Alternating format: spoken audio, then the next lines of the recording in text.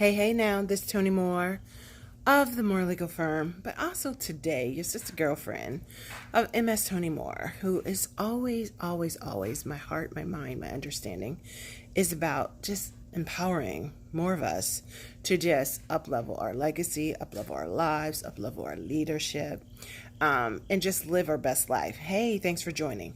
Today, I just wanted to have this quick conversation as I do the mom-wife thing, which is to finish some laundry before I head out, right? Thanks for joining. But I wanted to talk about manifesting money miracles. Hey, girl, I ain't seen you in a while. Manifesting money miracles, right? And it's on my heart because every time I have to serve, especially with God girls, I'm always like in a moment with God because I really want to be aligned. I don't always want to just be talking over people's heads. I want to be able to connect so that I can have a conversation, right? So my assignment is to go over to my sister girls, Darlene's, who is the visionary of Viola's Place, which helps women who are in domestic violence situations. It helps women who are, not in their best situation because of maybe what life has happened to them, right? Hello. And I'm actually going to be there when we're going to talk about finances and money. But we're not going to talk about finances and money from the part of budgeting because that's on the logical side.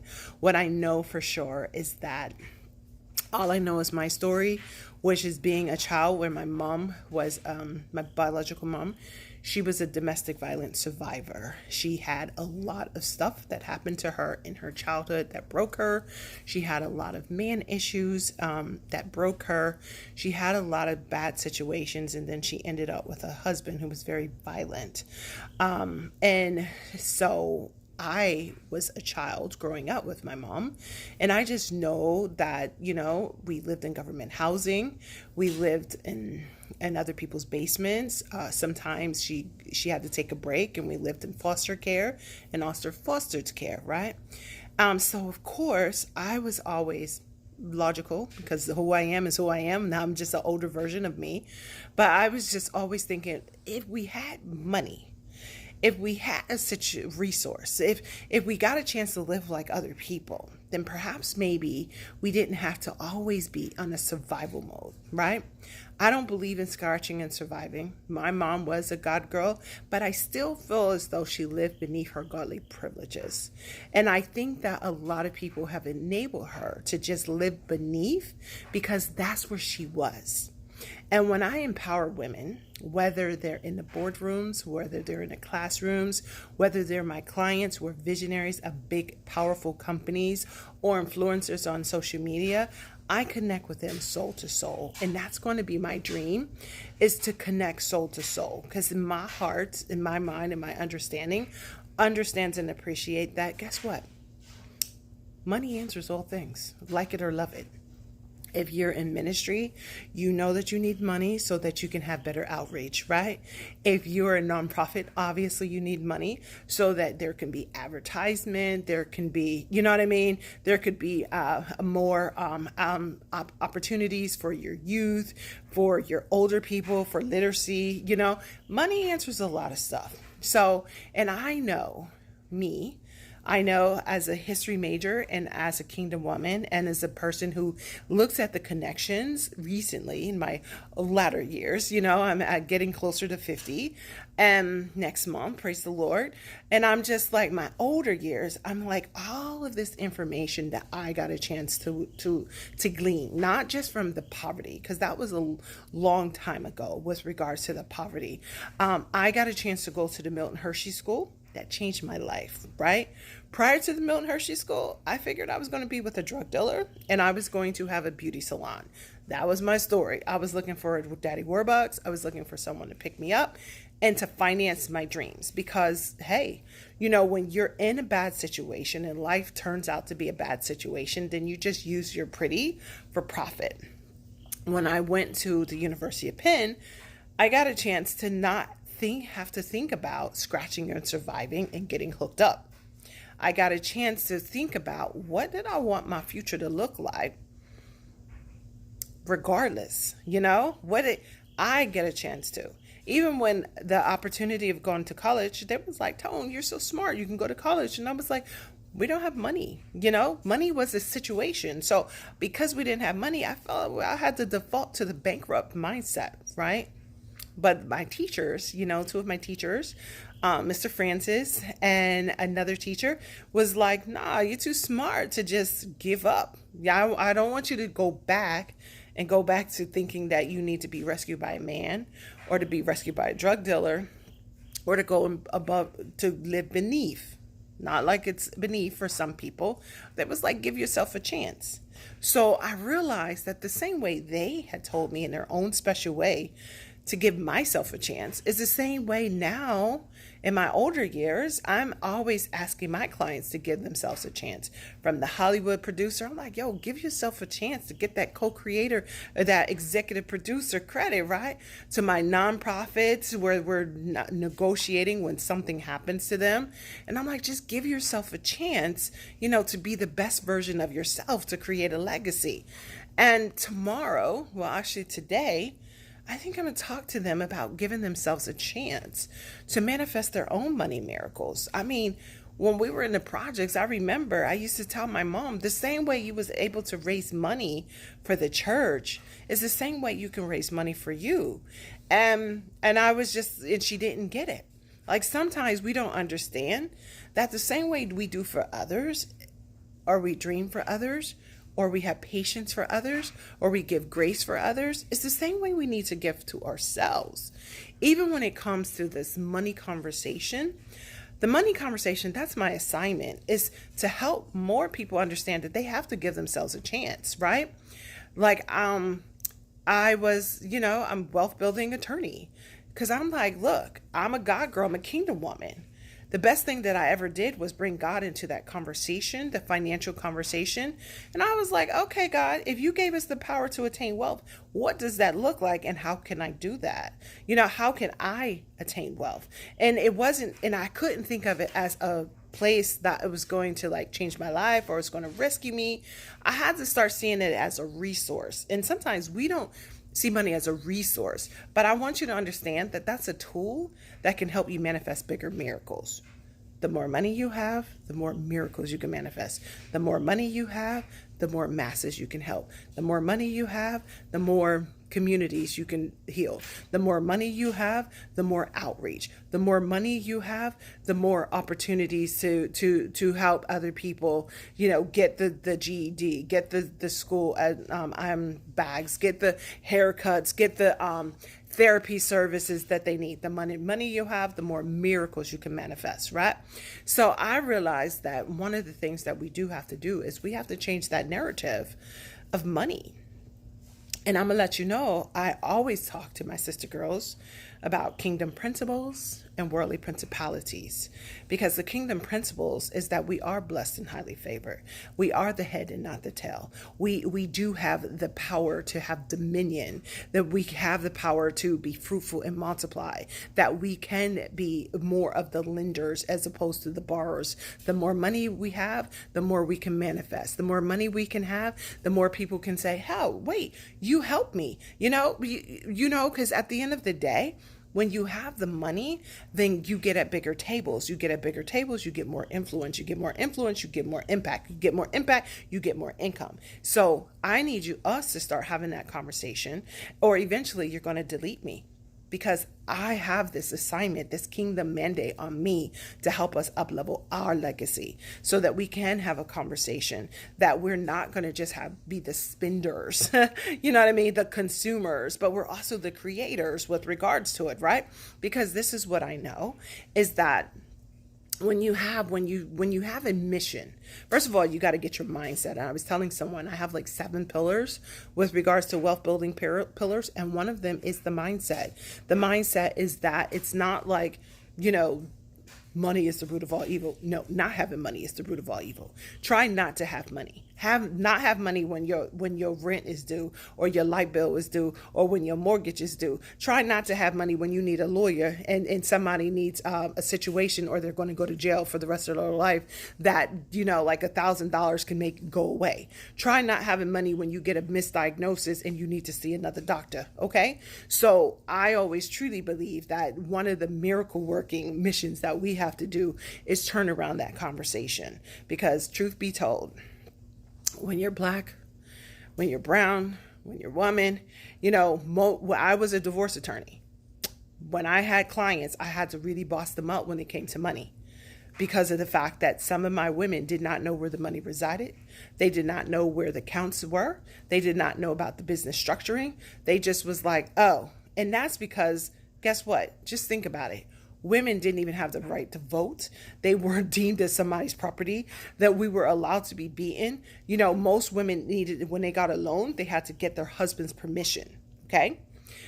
But now this is no longer the day, but no one gave us that opportunity to learn. No one mentored us to get into a best version of ourselves. They're just like, okay, the limitations are gone, so deal with it. It's almost like we didn't have a mentor. We didn't have a sponsor. We didn't have someone to make sure, because now, even though we're the head not to tail, the lenders and not the borrowers, you still got that principalities that going to keep you stuck in that set point. See, when you feel like you're stuck, there's a set point that you got to break free of. That's why you got to have that miracle mindset. And the miracle mindset, even with regards to A Course in Miracles, it's just changing your mind. I had to change my mind, as opposed to being a bruised girl, of being the broken girl, to being the rejected girl, to being the bad girl. And I just gave myself permission. Then I had to change my mind again with regards to all I needed was $500, because I put that limitation on me, because all I needed was $500. And then I told someone, like when I was talking to, like when I was a part of this mastermind, I told someone that even when I had a coach and the coach gave me a package, and she was like, oh, you can sell it for $1,500. And even if you have like a sell for $1,200, you could do that. But see, this is why the first principle in Wealth Building 101 is to change your mindset. Because for the life of me, even though I was offering value and services and legal and opportunities to boss my sisters out spiritually and emotionally, logically and financially, and of course legally, I was not thinking about that, because I had limitations on the money, because I had the problem with regards to my past. See, my past was holding me up, and I didn't know the past was in the story. Then the story became a stronghold, and the stronghold became my set point, and the set point became my stuck place. See, some of us get so caught up in the stuck place and we don't know it. See, I didn't realize that, what? I was prophetic. Y tú también. And you as well.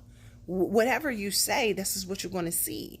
So even when we talk about manifesting your money miracles, because sometimes I just want to just have a conversation with regards to, yes, create your wealth, your family wealth company, and create that, and have family wealth company, and have part of the family wealth company will also have a trust. So you have a trust factor, you entrust money with the trust, you have the trust, and you set up the family advisory board. And then with the family advisory board, everyone gets banking credit. And with the banking credit, then you set some money aside into the trust, and you have the beneficiaries, and you have the advisory board, and it's going blip, blip, blip, blip, blip, blip, blip, blip, blip, and people fall off because they're not there. And the same way I wasn't there, where I couldn't sell a $1,500 package to save my life, I realized that there's steps. But here's the thing. We have been preordained to prosper, because of all things, God wants us to live our greatest life. He wants us to live in abundance, and that more abundantly. He wants us to take our rightful positions, much like Zelophehad's daughters. They was like, we ain't never seen this place before, but we know that there is a benefit. We know that there is a, inheritance, and we're going to ask for that inheritance. I want you to give yourself permission to allow yourself to prosper. Give yourself permission to be the one who becomes the financial trailblazer for your family. Give yourself permission to allow yourself to manifest the money miracles for you and your family. Give yourself permission to be the one that creates a trust. That's my biggest thing. I was telling my husband is to go from poverty to prosperity. That is not an easy passage when you by yourself. I know where it can be because I've served my clients as a wealth building attorney, as a wealth preservation attorney, as a trademark attorney, as a business lawyer. I know even for my own life to give myself permission to bankroll my brilliance in business and also to take the ownership role because the onus is on me to be successful. And you as well. See, the same way I had to elevate myself from the $500 mindset or the $1,500 mindset to the $5,000 mindset to now the $10,000 mindset. It took me a long time to even come up with, oh my God, oh wow, I should have a package for $10,000. Oh wow, I should have a package for business mentoring. Oh, wow. I should have a package for our biz protection campus. Oh, wow. I should be serving out the biz protection boot camp. You know what I mean? Oh, wow. And you as well. See, that mindset. Let me just tell you something.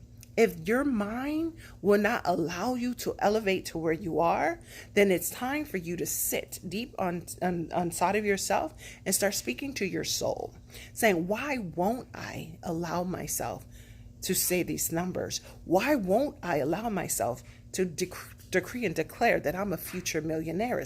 Why won't I allow myself to speak and that more abundantly inside of me?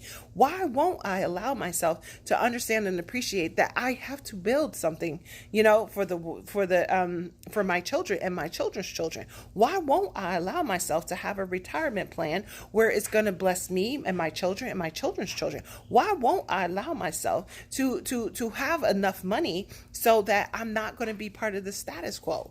And when you start asking yourself, because that's true mindset, is where you're sitting down and asking yourself, why won't you? I promise you, the same way I couldn't sell a $1,500 package just back in the day, y'all, because, your girl has been healed. But back in the day, I couldn't do it. I didn't understand it. I didn't know who my kingdom assignment was for. Now, here's the thing. This is the crazy part. This is how you know it's a principality. Because I was always working at the law firms. I've always been working as a senior financial fraud, investigator. I've already elevated to the part where it's not a poverty. I already knew what my salary package should look like. But why wouldn't I? I knew what my salary package would look like. I knew what my benefits package has to look like for me to even ever work for a company. But when it came to my business, I couldn't say what I was worth. That's how you know it's a principality. See, when you get to the point, because I had to tell my one girlfriend, I was like, first of all, the More Legal Firm is a fifth iteration of who I am and what I presented. And each time I regress, I sat back and I gave myself permission to go to another level. But then once I got to the point, even in the Bible, when she came to herself, when the prodigal son came to himself, my father, has many mansions. When it came to myself, wait a minute, I'm already a 6-figure corporate chick. When it came to myself, see, you got to get to the point where you come to yourself and be like, I'm already worthy of more. I'm already blessed and highly favored. I'm not scratching and surviving. Even if you are scratching and surviving, you got to come to yourself and give yourself permission that you're no longer going to be the person who's going to survive. You don't have to. You have to get to the point where you have to start thinking upon these things, thinking upon when you're living your best life, thinking upon where you're allowing miracles to come through you, manifest through you. The first money miracle is the mindset. So when you come to yourself and realize that, guess what? I'm not supposed to be a bottom feeder of my success. Guess what? That story keeps me in a stuck place. So if it's no longer working for you, then you get a chance to revise the story. Instead of putting a period there, put a comma. Even if you are going to instead of putting a comma, Put a period. The end, next chapter, next phase. Because guess what? At the end of the day, you're writing the story. Someone said, Tony, I want to talk to you about legacy. I want to lead, I want to learn about leading a legacy. I said, you can never lead what you don't live. So if you're not living your best life, if you're not living blessed and highly favored, if you're not taking dominion, if you're not being fruitful in multiplying, if you're not saying poverty stops with me. See, prosperity is your birthright because God planned and purposed for you to live in that more abundantly. He preordained you to have a fulfilling life. He is looking for someone, a willing vessel, to be an exemplar, to be the epistle, to be the evidence that guess what? It may the story not always look good in the beginning. I don't know too many people who had that once upon a time. Once upon a time, I lived my fairy tale life. Once upon a time, I came from a castle. Once upon a time, my daddy gave me $1 million. I don't know too many people who black and brown like me who started from the bottom. So we started from the bottom, but we don't have to stay there. We may even start it from a stuck place, but we don't have to stay there. Some people have started from bad situations where we got abused and misused and miseducated, but we don't have to stay there. Some of us came from piss poor brokenness, but we don't have to stay there. If nothing else, look at me. I'm walking, talking, moving evidence. Did you not hear me when I thought that the best thing that I had to offer was to be a drug dealer's girlfriend and a hairdresser? But when my mindset was changed, when I gave myself, and you can't just change your mindset, oh God, change my mindset. No, you got to change your mindset and then do the darn thing. Because my God said, think upon these things, then you got to write the vision. Think upon these things and write the vision, and then you got to repeat the vision, and then you got to do the work. So when I think upon these things, I know that the starting point is not going to be my breaking point. The beginning point, that's not my breaking point. Even my messy middles, that's not ending. As long as I'm breathing. As I used to tell my students when I was a professor, adjunct professor for almost 15 years at Eastern University, breathe. Just breathe. Take it in. Then breathe it out. And just do it again. And breathe it out. And one more time. Uno momento. And see, the same way you did that from me telling you is the same way you can do from you telling yourself. You can do these things for yourself. You can speak these things for yourself. You can manifest greater for yourself. You came from your parents' situation. We may have inherited poverty, but we don't have to pass it down. We may have inherited brokenness, but we don't have to pass it down. We may have inherited a stuck place, but we don't have to pass it down. We may have inherited a lot of stuff, but we don't have to pass it down, because the same way that you can do it on command, the same way we could do it on our job, the same way you can do it on a corporate, the same way you could do it if your pastor had asked you, is the same way you can do for you. So I want you to understand there's 7 principles in the wealth building journey. But you have to master that mindset. You got to get into a space and a place where you're truly aligned with the divine. Most people are talking about the alignment, but when you align with the divine, it's so important. I spoke about it in Stop Being a Doormat, and I also spoke about it in Up Level Your Life, because you have to align with the divine. You have to get into the position that you allow your higher self to speak up for yourself.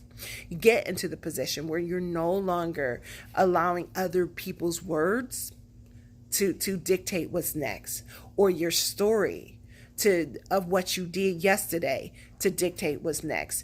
This is the day. Every day is a day for you to manifest your miracle, whether it's money, whether it's opportunities, whether it's the niche and your necessariness, whether it's the energy, or whether it's you. See, when you're manifesting the money miracles, you know that it's always about the money, the opportunities, the niche and the necessariness, the energy of the synergy. And then you. What are you going to do for you? What are you going to do for your household? What are you going to do for your family? What are you going to do for your children? What are you going to do for your legacy? Because this is your story. This is your song. This is your standing point. And I don't want you to ever get so stuck in a story that does not allow you to be the fullness of who you are, the wholeness of who you are, the beauty of who you are, and more importantly, the best version of you.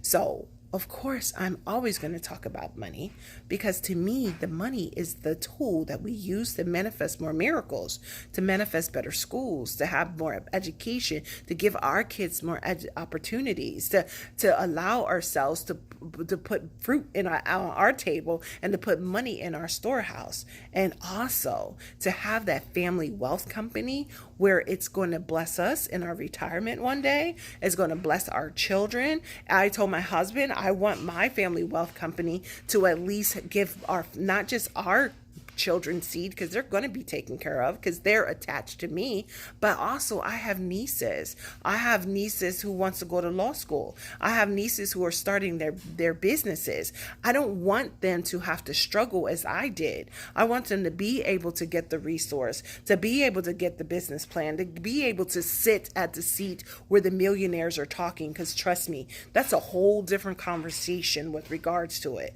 So I want you to nurture your mindset. I want you to sit and meditate on those things and give yourself permission to be a higher vibration of yourself, because I promise it's going to be hard work. But living beneath godly privileges is even harder. Living in a stuck place is even worse.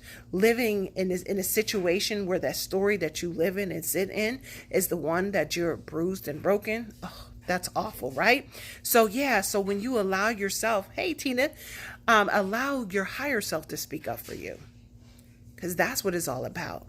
And I promise you, if you hear more about what you can't do, what you shouldn't do, who's not going to listen or whatever, then you're not aligned in that vibration. As I say in my classes, there's the FM and there's the AM. The FM is faithfully manifesting. The AM is anti-manifesting. That even think about the radio. The AM dial has less stations than the FM. So you're going to be anti-manifesting, or are you going to be faithfully manifesting? Are you going to be anti-manifesting all those things that you can't do and shouldn't do or wouldn't do? Or are you going to be faithfully manifesting what can be, what should be, faithfully manifesting a future version of yourself that reflects God's dreams? So this is Tony Moore. It's an early conversation, but I'm on a kingdom assignment. I get a chance to talk to my sister girlfriends who may be in a stuck place, but I know that there's different audiences because of where we are and where we're living. But I want to be able to talk to them, one sister girl to another, from being a child who grew up in poverty to being a grown behind woman who says that I'm going to allow myself to be who God created me to be, and you as well. Perfect timing. Y'all heard that buzz? Because I am doing double duty as a mom, wife, kingdom boss woman. And so I want to say good morning or good night to some of you all, or hey, we'll talk real soon. And like I said, I did not forget that there are 7 principles of our wealth building to get from where we are. Always remember, it's always about the mindset, and the 7th is mastery. So we'll talk more about that, but I want you to just have that kingdom mindset. I want you to have that abundant mindset. I want you to have that fulfilling mindset. I want you to be always in that FM, that faithfully mindset of faithfully manifesting bigger, greater, and more than you've ever seen or heard before, because you're worthy of so much more. But you got to give yourself permission to get what God spoke over you. So we'll talk real soon. Bye for now.